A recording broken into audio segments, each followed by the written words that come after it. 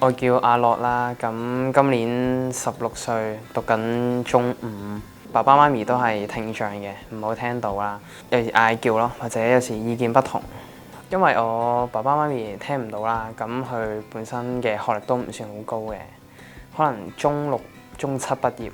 咁我學業方面咧就都有困難啦。通常啲人都叫我浩文嘅，咁我嘅背景就大約係一個 coder 啦，咁而家就叫做讀到個大學啦，跟住之後就過咗嚟做一個 mentor，就去教啲小朋友做下啲功課輔導嘅一啲工作。其實浩文咧，我以前已經識佢嘅，即係我媽識佢媽咪，因為佢大我1-2年啦，所以就有時我做錯咗或者曳咧，佢都會提點我嘅。咁而家喺呢度中心度相遇翻啦，學業嗰啲有啲困難我都問佢啦。咁例如數學、英文啊，咁佢都會好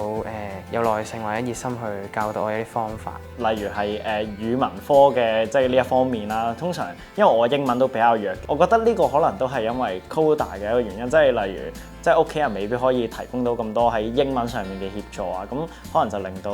coder 嘅小朋友英文水平都冇話好好。咁我覺得智樂同我都有相同嘅問題，所以我都即係希望可以盡量幫智樂解決下啲英文上面嘅難關咯。都好開心啦！我哋公益金咧都贊助咗咧，我哋龍福會咧就喺呢一個扎根未來聾人子女社區支援計劃裏邊咧嘅一個資助。透過呢個計劃咧，我哋會希望促使到一班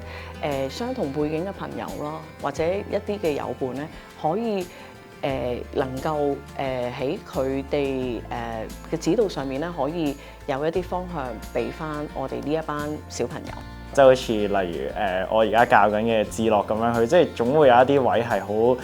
迷惑、好困惑，唔知做啲咩嘅時候。咁我覺得我同佢有差唔多嘅一個經驗，就可以幫到佢去學習，同埋幫到佢做一啲生涯規劃啊嗰啲咁嘅嘢咯。始終作為一個 coder，咁屋企人係咯，係一個聾人嘅身份，咁成長上總會有一啲難關要克服嘅。但係我反而覺得呢一種係一種嘅使命咯。我中意跑嗰種 feel 咧，跑步呢樣嘢其實唔係單止教我跑得快咯，仲有可能教你你嘅態度同埋你對你自己嘅要求。以前我低 form 嘅時候咧，比較貪玩嘅，同埋個人比較衝動。而家嘅我咧就無論喺學校或者喺出面屋企啦，都有一種比較